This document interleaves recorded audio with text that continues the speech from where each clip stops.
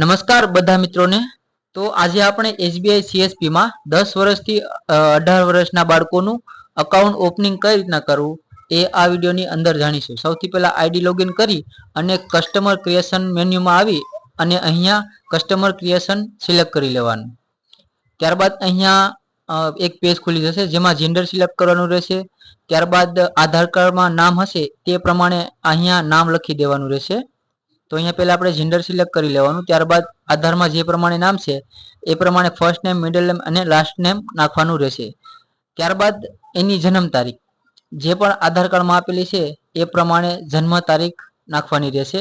તો ટાઈપિંગ કરી લે પહેલા નામ આપણે, ત્યારબાદ એમની જન્મ તારીખ નાખવાની છે। અને આમાં મોબાઈલ નંબર ફરજિયાત નથી, બરોબર। માઇનોર અકાઉન્ટ ઓપન કરો એમાં મોબાઈલ નંબર ફરજિયાત નથી હોતો। જેવું તમે અહીંયા ડેટ ઓફ બર્થ એન્ટર કરશો એટલે મોબાઈલ નંબર ઉપર જે લાલ કલરનું ટપકું દેખાશે તે વયું જશે, એટલે કે મેન્ડેટરી નથી, મોબાઈલ નંબર ના હોય તો પણ હાલશે। ત્યારબાદ અહીંયા ઇન્ડિયા સિલેક્ટ કરી અને પ્રોસીડ ઉપર સિલેક્ટ કરવાનું। ત્યારબાદ અહીંયા ઓકે આપી દેવાનું। ત્યારબાદ તેમની 10 ફિંગરપ્રિન્ટ કેપ્ચર કરવાની રહેશે। તો અહીંયા જેવું ખુલી જાય તો અહીંયા આપણે તેમના પેલા રાઈટ હેન્ડ એટલે કે જમણા હાથની 10 આંગળીઓનું નિશાન લઈ લેશું। અહીંયા આપણે ક્લિક કરશું કેપ્ચર ઉપર।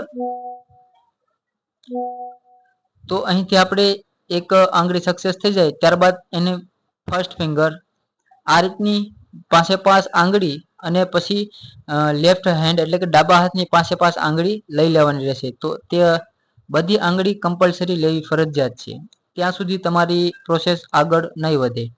તો આ પ્રમાણે તમારે એક એક કરી અને બધી આંગળીઓ જેનું આપણે અકાઉન્ટ ઓપનિંગ કરીએ છીએ તેમનું બધી આંગળીઓ લેવાની રહેશે ફરજિયાત, અને કોઈ ડુપ્લિકેટ આંગળી મેચિંગ ના થાય તેનું પણ ખાસ ધ્યાન રાખવું।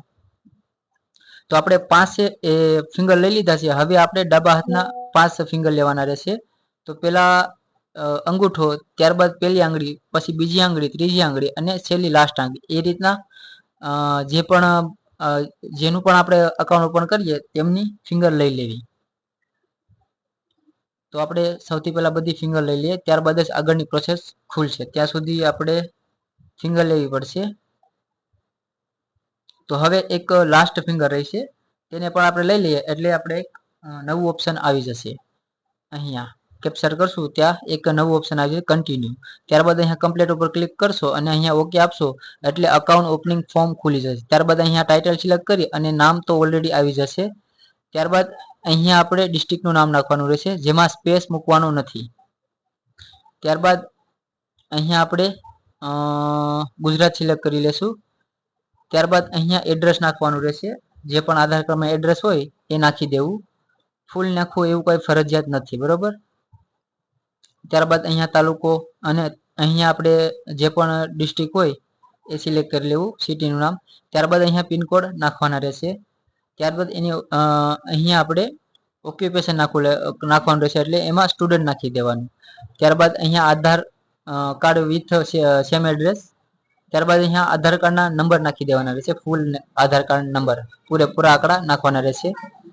ત્યારબાદ અહીંયા રિલિજન સિલેક્ટ કરવું પડશે, જે પણ લાગુ પડતું હોય તે, બરોબર। ત્યારબાદ અહીંયા ફોર્મ નંબર 16, ત્યારબાદ અહીંયા મેરિડ છે કે અનમેરિડ તે સિલેક્ટ કરવું પડશે એટલે અનમેરિડ જ આવે। ત્યારબાદ અહીંયા તેમના ફાધરનું નેમ નાખવાનું રહેશે, જેનું પણ આપણે ફોર્મ ભરીએ છીએ તેમના ફાધરનું નેમ અહીંયા નાખવાનું રહેશે। ત્યારબાદ અહીંયા 1 નંબર અથવા 2 નંબર જે પણ આપવું આપી દો, અહીંયા નો ડિક્લેર આવશે। ત્યારબાદ અહીંયા તેમના મમ્મીનું નામ નાખવાનું રહેશે, જેવું ડોક્યુમેન્ટમાં નામ છે એ પ્રમાણે આપણે નાખી દઈએ। ત્યારબાદ અહીંયા ઇન્કમ આપણે નાખવી પડશે। ત્યારબાદ અહીંયા અધર કરી દેવાનું અને પ્લેસ ઓફ બર્થ અહીંયા નાખવાનો રહેશે। ત્યારબાદ અહીંયા આપણે એક કાસ્ટ નાખવી પડશે ઉપર, અહીંયા ફાધર સિલેક્ટ કરી લેવું। ત્યારબાદ અહીંયા કાસ્ટમાં નો ડિક્લેર અથવા તો ખ્યાલ હોય તો લખવું। ત્યારબાદ અહીંયા બીજા પેજ ઉપર આવી જવાનું। ત્યારબાદ અહીંયા એના ટાઇટલ સિલેક્ટ કરી લેવા। ત્યારબાદ અહીંયા સ્ટુડન્ટ, અહીંયા યુઆઈડી આધાર, ત્યારબાદ અહીંયા આધાર નંબર નાખવાના રહેશે। આધાર નંબર નાખી અને અહીંયા આપણું રાજ્ય સિલેક્ટ કરી લેવું। ત્યારબાદ અહીંયા ઉપર એના ફાધરનું નેમ, ત્યારબાદ અહીંયા તેમની અટક, તે જ પ્રમાણે અહીંયા એને મમ્મીનું નામ ઓલરેડી છે, હવે અહીંયા તેમની અટક નાખી દેવાની। ત્યારબાદ અહીંયા આપણે એડ્રેસમાં રેસિડેન્શિયલ આવશે. ત્યારબાદ અહીંયા આપણે ડિસ્ટ્રિક્ટ સિલેક્ટ કરવાનું રહેશે અને અહીંયા આપણે 2040 થી ગમે તે તારીખ આપણે 2040નું વર્ષનું તારીખ ગમે એ સિલેક્ટ કરી લેવી. ત્યારબાદ આ બધા સ્ટેપમાં જવા દેવાનું. અહીંયા નો આપી દેવાનું એટીએમ ડિટેલમાં અને અહીંયા જે દિવસે તમે ફોર્મ ભરો છો એ દિવસની તારીખ નાખી દેવાની રહેશે. ત્યારબાદ અહીંયા એન્યુઅલ ઇન્કમ તમે જે પણ નાખતા હોય તમારી રીતે નાખી દેવાની. અહીંયા હું 2000 નાખું છું. ત્યારબાદ અહીંયા નો કરી દેવાનું, પેન કાર્ડ એપ્લાય કર્યું નથી. ત્યારબાદ અહીંયા બર્થ સર્ટિફિકેટ ડિટેલ એટલે કે જન્મ દાખલાની ડિટેલ નાખવી પડશે. જન્મ દાખલામાં જે રજીસ્ટ્રેશન નંબર હોય તે અહીંયા નાખવાનો. ત્યારબાદ ડેટ ઓફ ઇસ્યુ જે તારીખે જન્મ તારીખ દાખલો કાઢ્યો હોય એ દિવસની તારીખ અહીંયા નાખવાની રહેશે. ત્યારબાદ પ્લેસ ઓફ બર્થ જે જગ્યાએ જન્મ થયો હોય એ જગ્યાનું નામ નાખવાનું રહેશે.